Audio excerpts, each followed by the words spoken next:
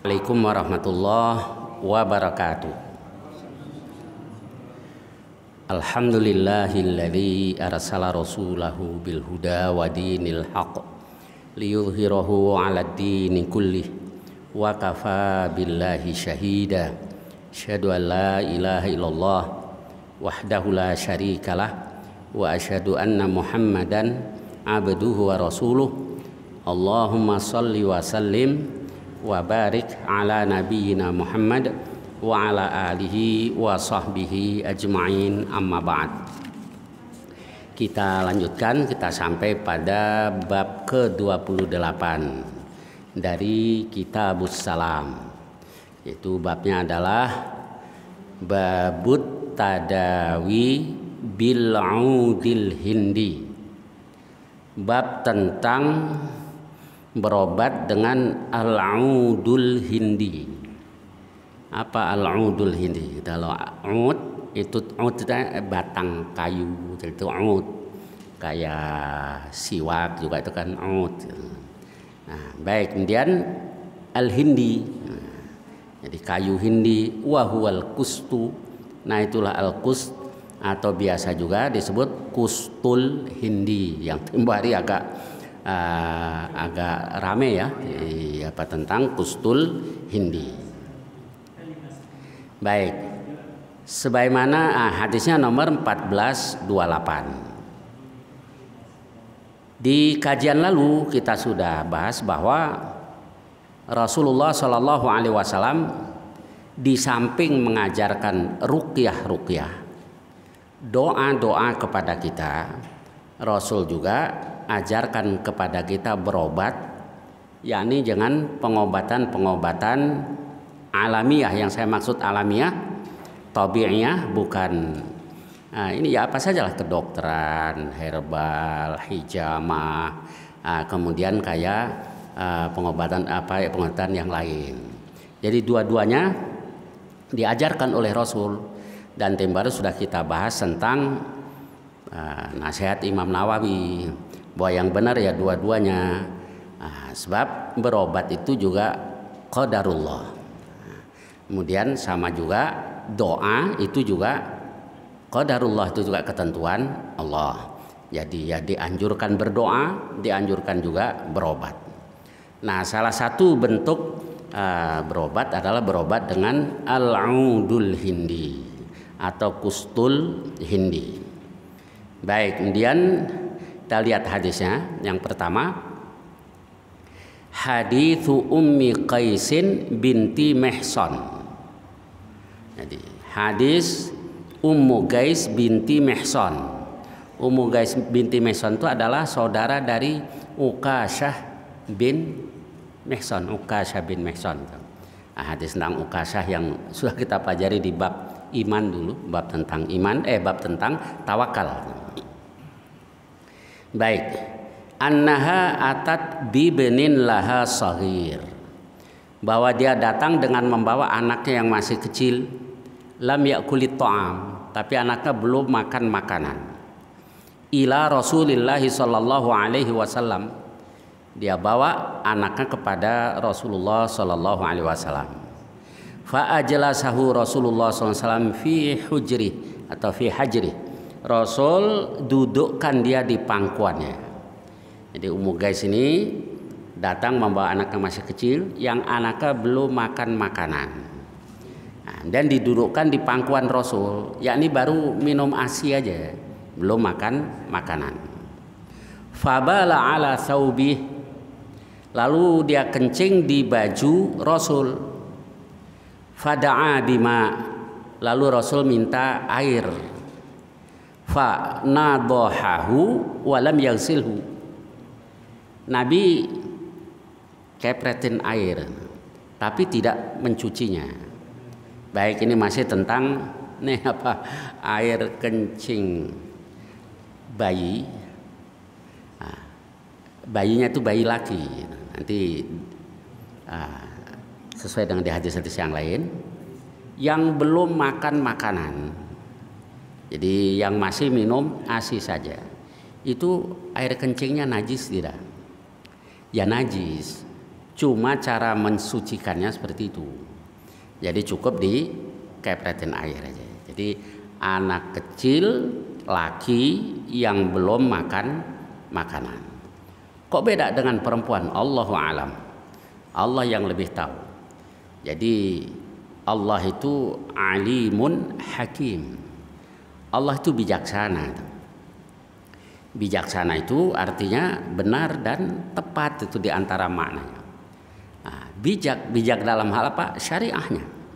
Jadi kalau Allah turunkan syariah begini, Allah yang maha tahu, Allah yang maha bijaksana. Nah, kemudian jadi Allah hakim, Allah bijaksana juga tentang qadarnya, ketentuannya kepada para hambanya. Baik, kemudian mana ini kaitannya dengan bab berobat? Nah, ini berikutnya. Hadithu Ummi Qaisin binti Mihsan. Qalat, dia katakan, sami'tun Nabiyya sallallahu alaihi wasallam yaqul, aku dengar Rasulullah sallallahu alaihi wasallam bersabda, alaikum bihadzal 'udil hindi. Atas kamu atau hendaklah kamu menggunakan al-'udil hindi, kustul hindi tadi. Kenapa? Fa inna fihi sab'ata asfiyah. Di kustul hindi itu ada 7 obat, ada 7 syifa, obat atau penawar. Nah, di antaranya apa yang terdapat pada kustul hindi? Nah, Nabi Shallallahu Alaihi Wasallam katakan, yang pertama mana tadi? Yusta'atu bihi minal udhrah. Jadi kustul hindi itu bisa yusta'atu di apa namanya, diirup pakai hidung lah, itu yusta'atu. Nah, dari apa? Al-udhrah. Al-udhrah itu kalau dulu apa? Waja'un ya'khudhu tifla fi halqih. Jadi sakit yang mengenai anak-anak kecil di tenggorokannya, fi halqih. Nah, atau ada juga yang katakan alladzi bainal anfi wal halaq, yaitu di rongga antara hidung dengan tenggorokan. Maka tadi Nabi benar yusta'atu bih, dipakai untuk itu, dimasukin ke hidung. Karena dia mengobati antara hidung dengan tenggorokan. Apa ini penyakitnya? Nggak disebut begitu aja. Bisa radang, bisa juga yang lain-lain. Nah, kalau dihubungkan dengan COVID, ya wallah alam, pokoknya kalau dulu begitu aja lah apa. Itu semacam radang atau yang antara hidung dengan tenggorokan. Baik, kemudian lanjutannya wa yuladdu bihi min dzatil jam. Tempo hari sudah kita bahas tentang yuladdu, yang disumplin di sini di pinggir mulut, yang Rasul nggak mau pakai itu. Min dzatil jambi. Nah, dzatul jambi itu apa? Dzatul jambi itu waja'u dzatil jambi wal muraduhuna apa? Itu sakit yang ada di sekeliling lambung, an riyahin ghalidhah. Kalau ulama dulu katakan begitu ya, dari angin yang terlalu berat lah, terlalu tebal dan seterusnya. Mungkin itu ya, mungkin ini yang sekarang orang sebut asam lambung bisa juga. Nah, itu obatnya diantaranya adalah kustul hindi. Ya coba aja, namanya orang berobat apalagi herbal kayak gini ya. Nah, itu jadi obat itu banyak, obat-obat alamiah. Nabi katakan likulli da'in dawa. Semua penyakit itu ada obatnya. Alimahu man alimah. Yang mengetahuinya ya yang mengetahuinya. Berarti kita dikasih apa, peluang untuk mempelajari. Maka banyak juga tabib-tabib yang ahli, ini obat untuk ini. Jadi alimahu man alimah. Mengetahuinya orang yang mengetahuinya. Jadi disuruh belajar terus ya. Nah, belajar terus. Ya nih apa? Semuanya perlulah pengobatan tadi. Kalau saya jadi tahu pribadi, tahu benar atau enggak. Saya berusaha tidak meremehkan semua bentuk pengobatan, asal pengobatannya halal. Kadang-kadang kalau kenal bekam kan seolah-olah pengobatan yang lain nggak penting gitu kan ya. Yang penting bekam. Nanti yang herbal, pokoknya herbal. Giliran anaknya mau disaisar, mau di herbal.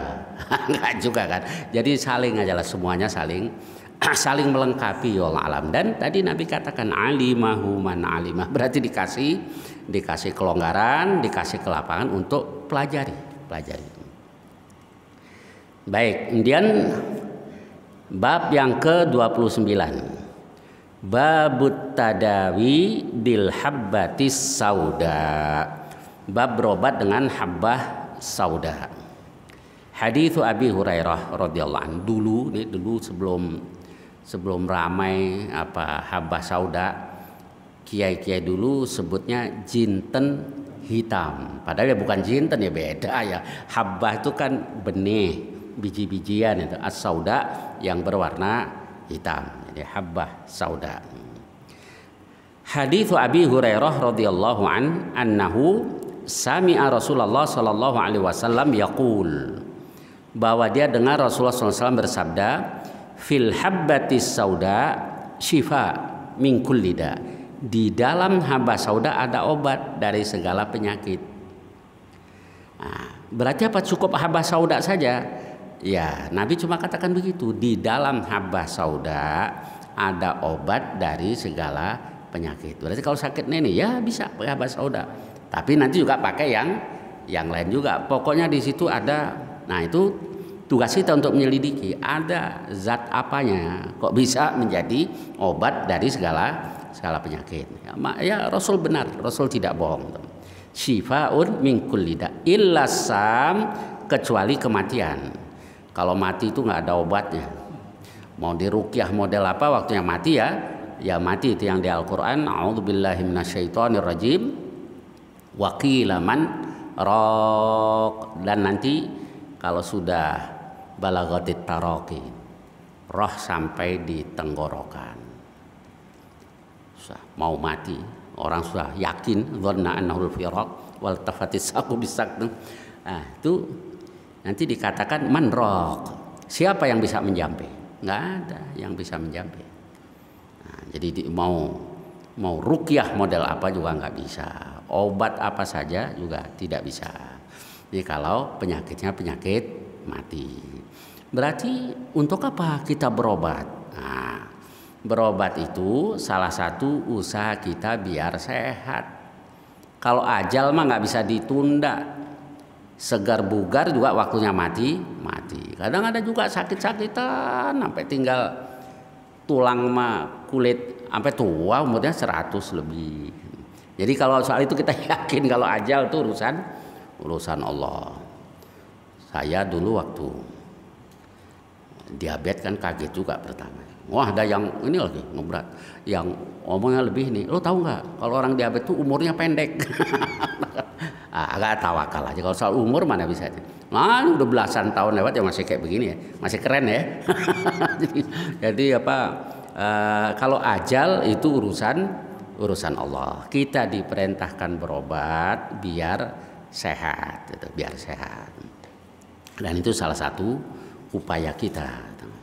Baik, kemudian hadis bab berikutnya, babut talbinah mujimmatun li fuadil marid. Bab tentang talbinah. Talbinah itu mujimmah, mendinginkan, li fuadil marid, hati orang yang sakit. Kadang talbinah kan apa? Sebentar, apa yang disebut talbinah? Kalau Ibnul Qayyim di At-Tibbun Nabawi itu jelaskan bahwa talbinah itu dari gandum. Nah, gitu ya, hasilnya dibikin tepung, cuma kulit arinya nggak dibuang. Gitu. Itu talbinah aslinya kayak begitu. Jadi gandum ditumbuk, kulit arinya nggak dibuang. Nah, dulu orang suka bikin buburnya encer. Nah, jadi kalau dilihat warnanya kayak laban, kayak susu, maka disebut talbinah karena mirip dengan susu. Lalu di hadis itu nanti dijelaskan bahwa itu mujimun, bisa mendinginkan hati. Padahal kalau kita bicara hati kan dua, ada yang psikis, ada yang fisis gitu ya. Hati yang mana ini? Ya, ini juga pelajaran berarti. Makanan kan buat yang fisis sifatnya. Sedangkan ini kaitannya dengan orang yang mengalami kesedihan. Ya, berarti pelajaran buat kita bahwa tidak ada dikotomi gitu ya, antara fisik dan psikis itu berarti ya berkaitan, nggak bisa bisa psikis itu disebabkan oleh fisik, bisa juga kan ya oleh faktor fisik, bisa juga fisik disebabkan oleh faktor psikis. Cuma itu dia, kadang-kadang kalau keahlian tentang psikologi, jadi apa saja dia ditinjau dari segi psikologis ya, sesuai dengan keahliannya. Kalau dia dokter yang ngurus soal fisik ini, ya semua dikaitkan dengan itu. Yang benar ya dua-duanya, dua-duanya kayak di hadis ini. Jadi ada pelajaran ke sana sebenarnya. Baik. Hadithu Aisyah zaujin Nabi sallallahu alaihi wasallam. Hadis Aisyah istri Nabi sallallahu alaihi wasallam. Annaha kanat idza matal mayyitu min ahliha. Apabila ada mayit meninggal, ada orang yang mati di antara keluarganya, fajtama'a lidzalika an-nisa, lalu berkumpullah perempuan-perempuan dari keluarganya. Tsumma tafarraqna illa ahlaha wa khassataha. Kemudian kan pada pulang, pada mencar. Yang tinggal di situ siapa? Illa ahlaha, keluarganya. Wa khassataha, dan keluarga dekatnya, orang-orang dekatnya saja. Nah, kalau sudah tinggal itu, kalau masih banyak orang kadang kan terhibur kan ya. Begitu sudah mulai pulang satu-satu, muncullah kesedihannya. Nah, apa yang dilakukan oleh Aisyah? Amarat bi burmatin min talbinah. Nah, si Aisyah ini perintahkan untuk membuat di wadah atau di tungku, perintahkan untuk bikin talbinah. Tadi sudah kita bahas kalau menurut Ibnul Qayyim itu adalah gandum yang dibikin tepung tapi nggak diayak, jadi kulit arinya ngikut. Nah, kemudian fatubikhat, lalu dimasak. Tsumma suni'a tharidun, lalu dibuatkan tharid kuahnya atau lauknya lah. Kalau tepung doang di bubur kan nggak ada rasanya, yang dibikin lauknya. Fa subbatit talbinatu 'alaiha, lalu talbinah itu dituangkan padanya. Tsumma qalat, kemudian dia katakan kulna minha, makanlah darinya, silakan dimakan. Kok tadi apa namanya? Ya ketika sudah pada pulang ya, berarti ya sedih biasa kalau sudah bengong tuh pada sedih. Nah, Aisyah buatkan itu. Apa alasannya?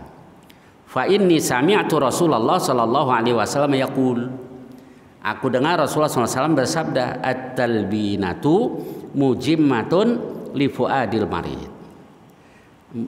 Talbinah itu bisa mendinginkan hati orang yang sakit. Jadi kalau sedih, obat tabi'iyahnya nih, bukan nih makanan sedih kalau nih ya. Jadi talbinah itu. Obat batinnya apa ya? Zikir, baca Quran. Kalau obat lahiriahnya itu talbinah. Nah, kemudian tadhabu bi ba'dil huzni, dia bisa menghilangkan sebagian kesedihan. Jadi bisa meringankanlah kesedihan seseorang. Nah, baik, jadi itulah talbinah. Nah, cuma talbinah ya sekarang ada banyak juga kan yang jual talbinah ya. Itu apa seperti yang dikatakan Ibnul Qayyim dalam At-Tibbun Nabawi itu atau lainnya wallah alam, saya nggak tahu. Baik, di hadis ini cuma Nabi katakan at-talbinatu mujimmatun li fuadil marid tadhhabu bi ba'dil huzni atau hazan. Nah, itu mendinginkan hati orang yang sakit dan menghilangkan sebagian kesedihan. Baik, lanjutannya sekarang madu. Babut tadawi bi saqil asal. Jadi bab berobat dengan minum madu. Tapi jangan yang asli kata anak sekarang. Kalau madu yang asli istrinya marah nanti. Madu lebah aja ya, jangan madu asli ya, madu lebah. Jadi madu sangat banyak khasiatnya. An-Nahl kan, dan disebut-sebut oleh Allah Subhanahu wa ta'ala. Asal jangan dicampur-campur aja, karena nyari yang asli susah juga ya. Yang murni, kalau yang asli gampang ya, yang murni, madu yang murni. Baik, haditsu Abi Sa'id anna rajulan atan nabi, bahwa ada seseorang datang kepada Nabi sallallahu alaihi wasallam. Ada seorang datang kepada Nabi sallallahu alaihi wasallam. Faqal, lalu dia katakan, akhi yashtaki batnahu. Saudara saya sakit perutnya. Ini kalau di riwayat lain dikatakan perutnya kendor. Nah, ini apa yang dimaksud ya wallahu alam, pokoknya jenis ini apa, perut, sakit perut. Faqal, lalu Nabi katakan, iskihi asalan, kasih dia minum madu. Tsumma atatsaniyah, dia datang kedua kalinya. Maksudnya mengadu lagi ke Rasul. Faqal iskihi asalan, kasih minum madu. Tsumma atahu tsalitsah, datang lagi ketiga kalinya. Nah, Nabi katakan iskihi asalan, kasih minum madu. Tsumma atahu faqal fa'altu. Dia datang lagi, dia katakan, saya sudah lakukan ya Rasul, belum sembuh juga, begitulah. Sampai 3 kali kok belum sembuh. Apa kata Rasul? Faqal shadaqallah, Allah benar, nggak mungkin Allah bohong. Kemudian wa kadzaba batnu akhik, yang bohong perut saudaramu. Artinya apa? Pengobatannya belum tuntas tuh. Kalau Allah maha benar, tapi kan nggak selalu juga sekali minum obat langsung sembuh. Kemudian Nabi katakan iskihi asalan, kasih dia minum madu. Nah, ini pelajaran juga buat kita, bahwa kalau yang Allah firmankan itu pasti benar. Seperti yang diajarkan Rasul, madu disebut-sebut Allah di Quran sebagai obat. Ini orang nggak sembuh-sembuh, ya Allah yang maha benar. Fasaqahu, dia kasih minum madu lagi, fabaro'a, lalu dia sembuh. Baik, kemudian babut ta'un. Ta'un. Nah, apa ta'un itu ya? Wabah ta'un itu sering disebut-sebut di hadis-hadis tentang wabah ta'un. Lalu tentang kahanah. Kahanah itu ya sihir lah, sihir. Baik, yang kita bahas ini dulu tentang ta'unnya. Kok sering disebut di hadis-hadis itu ta'un? Ta'un itu adalah quruhun takhruju fil jasad, kayak borok gitu lah, keluar dari tubuh. Fatakunu fil marafiq, kadang-kadang di sini, di siku. Kemudian awil abad, di ketek, wal aidi, di tangan, wal asabi, di jari-jari, wasairil badan, di seluruh tubuh, wa yakunu ma'ahu waramun, dan dibarengi dengan bengkak, wa alamun syadid, dan sakit yang parah, dan seterusnya lah Pak. Lalu wa yasudu ma hawalaih, di sekelilingnya itu bisa jadi hitam, au yakhdur, atau jadi biru, au yahmar, atau yahmar menjadi merah, hamrotan banafsajiyah, merah-merah violet itu warnanya. Kudrah, keruh-keruh gitu. Dan di samping itu dibarengi juga khafqanul qalbi wal qay, jantung berdebar dan muntah-muntah. Nah, ini wabah taun yang sering disebut-sebut di dalam hadis-hadis. Itu orang bisa pagi sakit sore mati, itulah gampangnya, ini cepat. Nah, bagaimana tentang wabah taun? Bagaimana mesti kita bersikap? Nah, hadisnya nih diantaranya hadits Usamah bin Zaidin. Hadis yang berasal dari Usamah bin Zaid radhiyallahu anhu.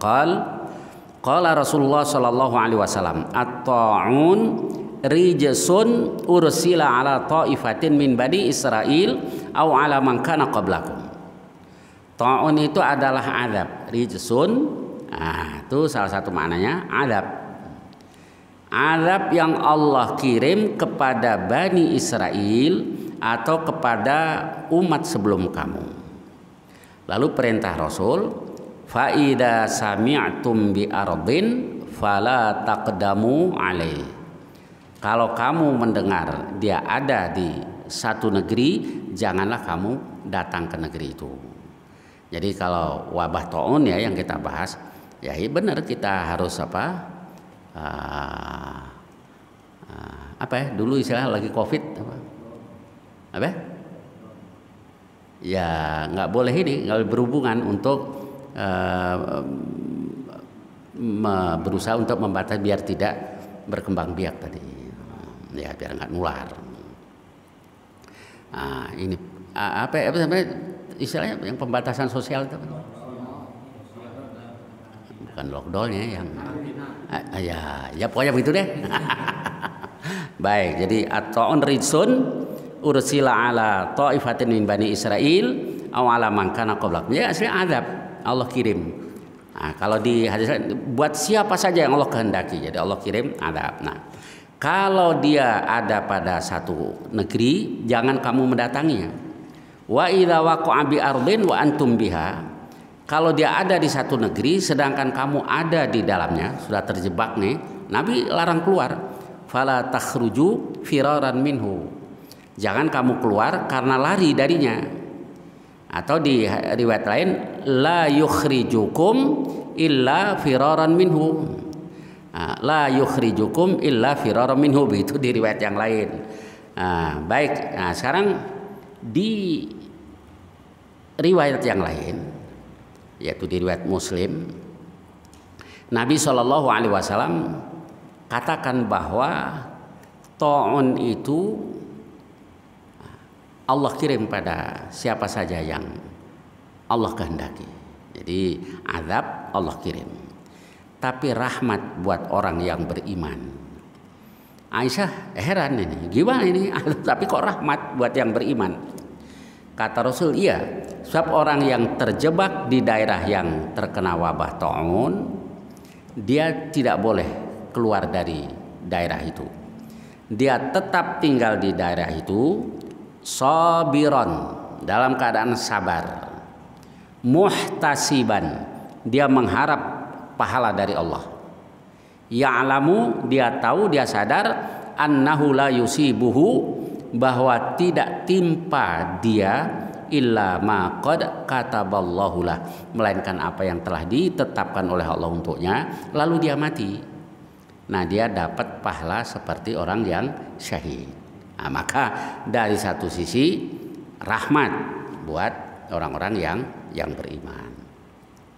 Berarti kalau terjadi hal-hal semacam ini, nggak boleh juga ya kita kita pukul rata. Misalnya satu daerah terkena wabah, terkena bencana alam, ya mungkin. Nah, itu Allah kadang-kadang mengadab sekelompok orang, tapi ada juga orang yang lagi zikir atau kena musibah mati kan, matinya dalam keadaan husnul khatimah, insya Allah. Jadi nggak bisa juga kita pukul rata. Terus daerah maksiat bisa, tapi jangan juga merasa aman kita. Memang daerah kita di sekeliling kita nggak banyak maksiat, tapi Banyak juga. Kalau Allah menghendaki juga urusan yang mudah. Fala ya'manu makrallah. Nah, itu siapa yang merasa aman dari adab Allah? Kaum yang merugi. Nah, itu yang di surah Al-A'raf, afa amina ahlul qura ayyatiyahum ba'suna. Nah, apa penduduk negeri-negeri itu merasa aman kalau datang kepada mereka azab kami di waktu malam dan seterusnya, di wahum naimun, atau di waktu duha wahum yal'abun. Jadi nggak bisa ini ya. Kita juga nggak boleh merasa aman dari azab Allah. Kalau merasa aman nanti akhirnya kita foya-foya, kita lengah, kita berbuat maksiat karena nggak ada takutnya terhadap Allah. Orang kalau sudah nggak punya takut Allah ya, apa saja dikerjakan. Tapi apa berarti Allah diamkan? Nggak juga. Kalau Allah mau menyiksa ya urusan yang di dunia itu, ya urusan yang mudah bagi Allah. Ya memang ini kalau kita lihat realitanya, orang itu kalau masih bertuhan masih ada rasa takutnya. Seorang mukmin takut azab Allah dunia dan akhirat. Akhirat neraka kan takut kita, dunianya diazab juga oleh Allah. Nanti yang lain ada yang takut karma selain orang Islam.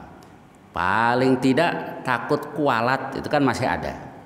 Tapi kalau sudah nggak takut semuanya biasanya ateis. Udah nggak takut semuanya, nggak takut kualat, nggak takut azab Allah dunia maupun akhirat, biasanya ateis. Nah, tapi ya rasakan saja nanti. Fir'aun dulu juga kafir, itu mau mati baru sadar. Semua kalau mau mati juga sadar gitu ya. Mau mati baru sadar. Nah, yang benar ya Tuhannya Musa, Tuhannya Bani Israel. Ya udah terlambat. Ya sekarat. Orang kafir kalau sadarnya sudah sekarat nggak diterima sama Allah. Mau syahadat tapi udah nggak diterima. Kalau seorang mukmin, nah tinggal kata-kata itu yang diterima. Nah, itu Nabi katakan, mangkana akhiru qaulihi la ilaha illallah dakhalal jannah. Akhir kata-katanya la ilaha illallah dakhalal jannah, itu sabda Rasul sahih hadisnya itu. Lalu ada juga yang bilang gitu ya, masa iya ngomong la ilaha illallah doang, ngomong doang Pak masuk surga? Ya Allah. Nabinya siapa ya? Apa ganti nabinya ini? Kalau nabinya Muhammad sallallahu alaihi wasallam itu sabdanya. Dan Rasul benar. Rasul itu nggak asal ngomong, kalau salah ditegur langsung oleh Allah. Nah, sekarang lihat realitanya. Nah, ini baru hipotesa betul. Silahkan diadakan penelitian lah di ruang ICU, orang-orang rumah sakit lah. Banyakan yang bisa baca la ilaha illallah atau tidak. Kelihatannya sepele ya, coba baca dulu, tenang aja, gue bandel nggak apa-apa, yang penting mau mati baca la ilaha illallah. Emang gampang apa ya? Kan ada kaitannya antara ya ayyuhalladzina amanu taqullaha haqqa tuqatih. Nih dijalanin insyaallah bisa, wala tamutunna illa wa antum muslimun. Enggak mudah. Insyaallah kalau kita berusaha jadi hamba yang bertakwa bisa mengakhiri hidup sebagai orang-orang muslim. Jadi yang akidah kita la ilaha illallah, zikir kita la ilaha illallah, tajdidul iman, memperbaharui iman juga dengan membaca la ilaha illallah. Nah kalau kayak begitu insyaallah akhir kata-kata kita la ilaha illallah.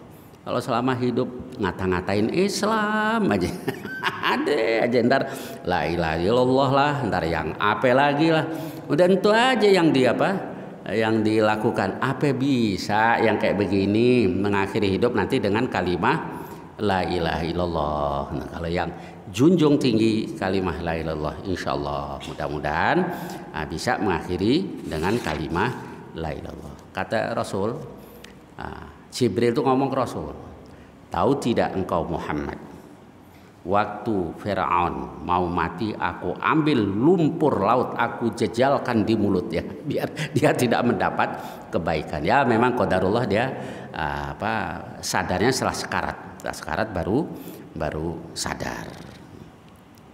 Baik, kita kembali ke bahasan kita. Masih banyak waktunya. Baik, sampai dengan hadis ini, hadis 1433 ya. Insyaallah yang akan datang kita lanjutkan hadis berikutnya. Silahkan barangkali ada pertanyaan-pertanyaan tentang hadis-hadis tadi atau lainnya yang saya bisa, silakan tafadhol. Ya. Tadi yang mati saja bisa menyebut la ilaha illallah. Ya. Itu apakah dia tetap di alam kubur? Ya iya, tapi kan ada jaminan dari Rasul akhirnya masuk surga. Jadi, tapi memang ini kok, saya pengalaman mentalkin orang tuh ada kadang-kadang nggak bisa ngomong, tapi lidahnya bergerak-gerak. Nah ini kalau Allah kasih petunjuk, insya Allah ya. Jadi kayak la ilaha illallah Pak, ayo ikuti la ilah, mati. Jadi, matinya lidahnya harus bergerak-gerak. Ini insya Allah mengikuti.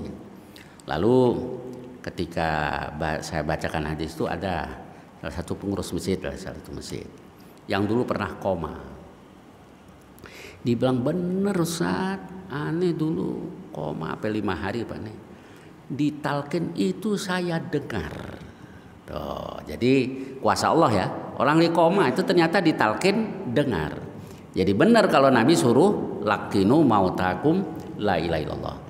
Talkin, ajari orang yang mau mati di antara kamu dengan kalimat la ilaha illallah. Fa inna man kana akhir qauli la ilallah dakhalal jannah. Sebab orang yang akhir qauli la ilallah dakhalal jannah, akhir kata-katanya la ilallah, dia masuk surga. Pokoknya selalu ingat Allah aja. Jangan sakit dikit dukun, mau mati suruh panggil dukun nanti ya. Jangan, semuanya kita kembalikan ke Allah biar mati kita dalam keadaan husnul khatimah. Ya, silakan.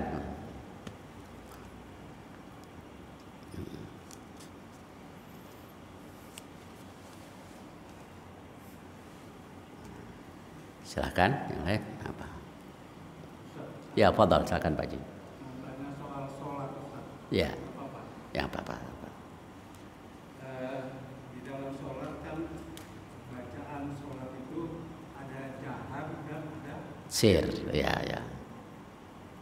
Kemudian apakah boleh kita membaca bacaan sholat itu dalam hati, Ustaz? Ada nggak dalilnya itu kalau kita boleh? Kalau bacaan yang harus dibaca, ya dibaca, bukan dalam hati. Baca subhana rabbiyal azim atau subhanakallahumma rabbana wa bihamdikallahumma firli, terserah mau pilih yang mana tuh. Tapi dibaca, cuman bacanya sir gitu, bacanya pelan gitu ya. Tapi bukan diem, bukan Apakah hanya di bibir saja? Iya, di bibir aja. Tidak ada suara. Ya. Banyak Pernah. yang bacanya di bibir saja. Ya nggak apa-apa. Ya kalaupun suara pelan-pelan saja, ada yang berpendapat dirinya aja yang dengar gitu. So kalau kenceng semua bacaannya, nah, ya bersuara pelan aja. Ya pelan aja, bersuara tapi pelan. Ya mendengar kita sendiri, kita sendiri.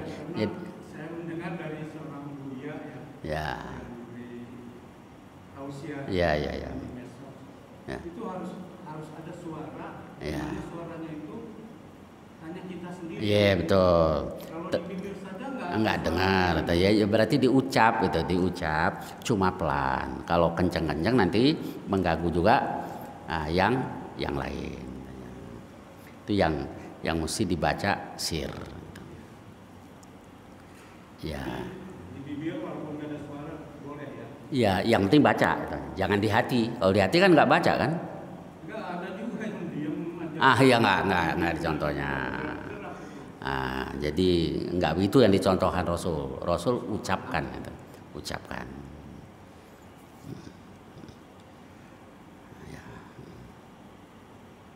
Satu lagi, Ustaz. Ya silakan. Kita kan Ya, ya. Banyak sekali warga Palestina yang wafat karena Ya. mati. Ya, ya, ya. Apakah bisa dikategorikan bahwa meninggalnya mereka itu mati syahid? Insya Allah, insya Allah. Karena mereka juga berjihad di jalan Allah. Nah, memang kalau yang saya dengar cerita-cerita dari teman-teman, kalau orang kita kaget kali ya dengar bom, dengar petasan aja kaget. Orang sana karena sehari-hari ya biasa saja dan berani sudah menghadapi. Jadi kalau yang kayak begitu malah berani menghadapi kematian, ya percuma lari dari kematian kalau waktunya mati juga mati. Jadi itunya lebih yakin lagi. Kita mungkin ya dengar petasan aja kabur. Mereka biasanya insya Allah. Jadi mereka setiap saat memang siaga itu, siaga. Ya.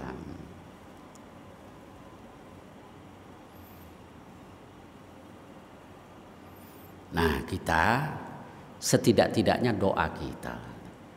Dan kalau ada yang mau ngumpulin dana buat saudara, ya paling enggak itu. Jangan mencela, kan banyak juga yang udah nggak ngedoain, nggak bantu, celah lagi. Ya Allah, tega nian ya sama sesama muslim. Ya silakan. Kalau yang seperti itu apakah akan pasti ditanya di hisabnya nanti, Ustaz? Dia mendukung siapa, dia mendukung siapa? Oh jelas lah, semua yang kita lakukan itu ada catatannya. Jadi orang-orang kafir nanti kalau di surah Al-Kahfi itu begitu ngelihat catatan apa ini? Semua kok dosa besar kecil dicatat di situ. Bagi rahasia batin kita Allah tahu. Yaumatu belas sarair. Ketika rahasia dibuka oleh Allah. Jadi kalau di dunia orang ada alasan ini, alasan itu, di hadapan Allah mana bisa gitu. Nah, semua isi batin kita nanti dibuka. Nah, kalau seorang muslim itu hatinya pasti condong kepada sesama muslim. Kalau condongnya ke orang kafir, gimana ini muslim? Bukan, itu sebab al muslim akhul muslim. Muslim itu saudara bagi muslim yang lain. Jangan cuma karena beda mazhab itu saja sudah ya lebih dekat ke orang kafir daripada ke muslim. Ya silahkan. Nah, baik, sampai di sini mudah-mudahan banyak manfaatnya. Wassallallahu ala nabiyina Muhammad wa ala alihi washabihi wasallam. Walhamdulillahirabbil alamin. Assalamualaikum warahmatullahi wabarakatuh.